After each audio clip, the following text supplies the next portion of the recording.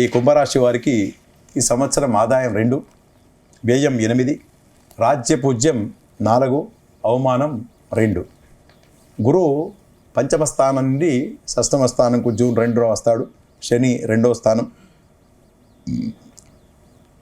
కేతువు 7 నుంచి 6, రాహు 1 నుండి 12.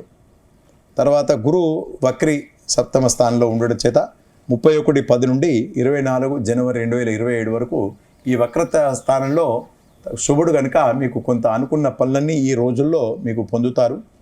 వ్యవసాయదారులకు చాలా వాతావరణం అనేటువంటి అనుకూలంగా మీరు మలుచుకుంటారు. క్రమశిక్షణతో ముందుకు వెళ్తుంటారు. అధిక దిగుబడి వలన ఆదాయాన్ని పెంపొందించేటట్టుగా ఉంటుంది.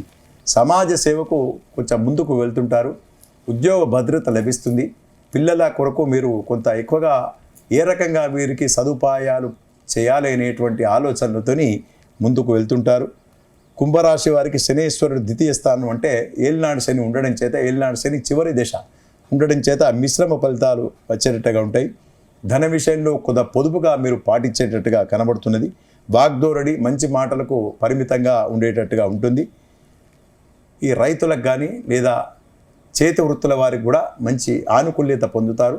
డాక్టర్లు, లాయర్ వాళ్ళకు కూడా మంచి పేరు ప్రతిష్టలు తెచ్చుకొని ఈ సంవత్సరం అంతా పేరు ప్రతిష్టలతోనే ముందుకు వెళ్తారని తెలియజేయడం అనేది.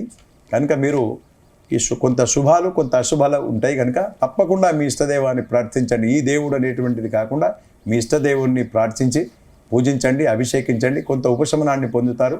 మీ హృదయం కూడా కొంచెం గట్టిగా ఆలోచనలతో ముందుకు వెళ్ళేటట్టుగా కనబడుతున్నది. తదుపరి మీనరాశి, ఇది చివరి రాశి.